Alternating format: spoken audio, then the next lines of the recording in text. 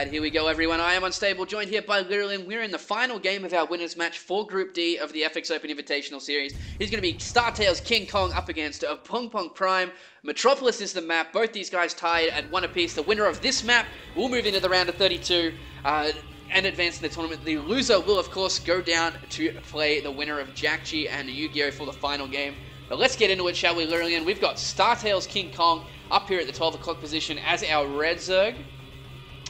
And we've got B4Prime as our pink Zerg down here at the 9 o'clock position. Now, game number 1, B4 won pretty convincingly.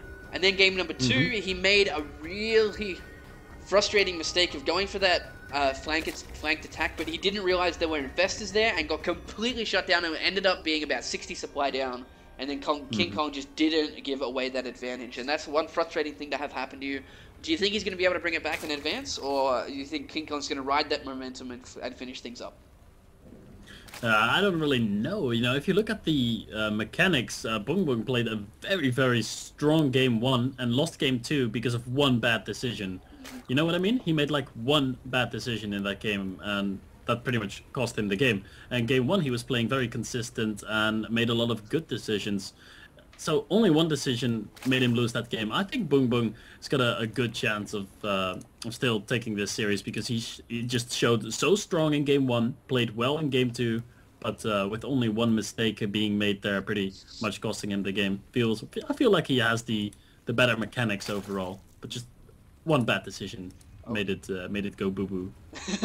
Okay, both these guys going for a 15 hatch, of course. King Kong already getting his gas.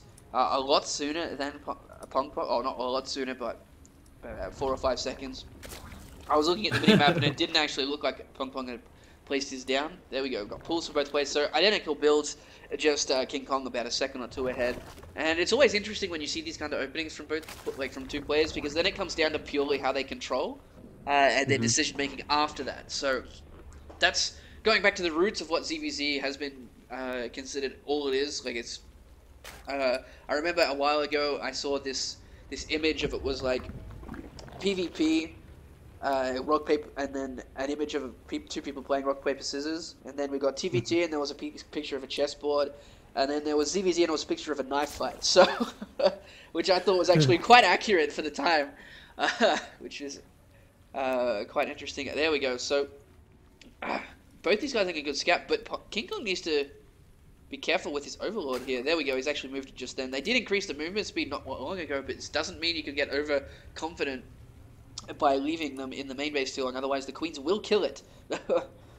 Yep, they can still chase those Overlords down, even though they're a little bit faster right now. Queens are still faster. Even off creep, Queens can still chase down Overlords, but it's a lot harder because it takes more time, obviously, because the Overlord is now faster and easier to get away. We don't really see Queens sniping Overlords that often anymore. Of course, it still happens when people are, you know, overly greedy and position their Overlords too close to their opponent's natural or something, but it doesn't happen as often as it did in the past.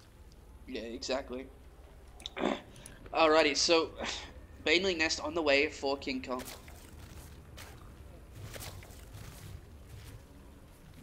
What do we got? This is actually going to be quite devastating for B4, I feel. His Baneling Nest is a lot later. The link speed is exactly the same, and it's only about 40 seconds later. But if King Kong can actually do this right, he can finish the game right here. Just because he's going to have that extra few seconds where he's going to have Banelings and B4 isn't. There's 20 Lings on the way, 22. It looks like he is going to go for that aggression. Oh, we might actually lose this Overlord though, but is he going to draw out these Queens far enough? Link speed is about to finish for him. He might actually catch these Queens off creep. Look at this. He's actually bringing these down. Uh-oh. Uh-oh. He is... Oh, he's actually stopped before then. I was going to say, but they're significantly off creep. They might actually get caught by the time the rest of these come through. Banelings are being made now. As I was saying, the Baneling is only just finishing up for B4, but he hasn't made any Zerglings here, Literalin. He's only got 4 Zerglings. He's got 2 Banelings. He's got 3 Queens, but I don't think it's going to be enough. He's actually seeing what's coming now, and we're going to have as many Zerglings as possible. He doesn't have the lava right now. Here we go. He's actually going to get a surround on these Queens by the looks of it. Here come the Banelings. Are they going to blow up on the Queens? No, straight into the Spine Crawler. Does do a lot of damage to the Queens as well. One is already dead. The second one is going to die, but no, the Banelings going into the main. They're going to take out all those drones. He's actually lost all his Queens as well. didn't lose that many drones as much, but there's now Zerglings running them up in the natural here. I think King Kong's about to seal this deal here, Lillian.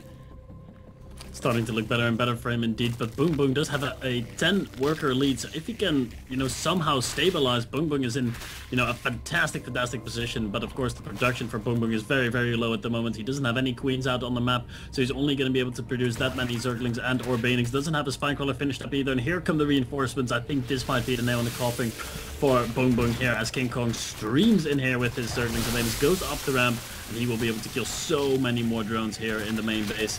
There's the production, it just isn't there for Boom Boom right now. Yeah, he lost all those queens, and he's going to lose another one just now. Banelings connecting quite nicely for King Kong to follow this up. He's even got 2 more Banelings coming in now. It looks like Pong Pong does have quite a few Banelings to be able to defend this. But, oh, he's actually missed those 2 Banes. They are going to do quite a bit of damage to that Spinecrawler, but it's just the reinforcements, the production that is able to be coming out here for King Kong. He's actually taking out the Banelings. There's no Banelings left for Pong Pong. He is going to drop. The Spinecrawler is done. More Zerglings being pulled across. There's just this constant stream of Zerglings. He's trying to make more Banelings, but it's not matter. Drone's going toe-to-toe with these Zerglings. There's 1 queen left. Reinforcements coming in. The queen is going to die, and that Baneling just can't finish fast enough for Pong Pong. He's going to get taken out. Loses that final queen. Here comes another Baneling, but it's just not enough. And nice control here by King Kong, spotting that. And he's even Really taking out the great ones. control. That was amazing control coming in from King Kong. And it could have gone either way if just 1 or 2 Banelings had connected nicely. But he's just consistently seeing them before they morph, picking them off, getting the queens every single time. And yeah, the queens pretty much die when they pop out. They like pop out, inject, die. Pop out, inject, die. It's a bad day to be a queen. That's for certain. Especially when you're Boom Boom Prime's queen. And there's the GG. Boom Boom Prime GG's out of the game. And King Kong takes the series 2-1. After all, after losing game 1, he was able to make the comeback. Absolutely. So he will advance to the round of 32. Pong Pong will go down into the final match to play the winner of Jakchi and Yu-Gi-Oh! But let's jump straight into Jakchi versus Yu-Gi-Oh! In the losers match to see how this group finalizes out, shall we?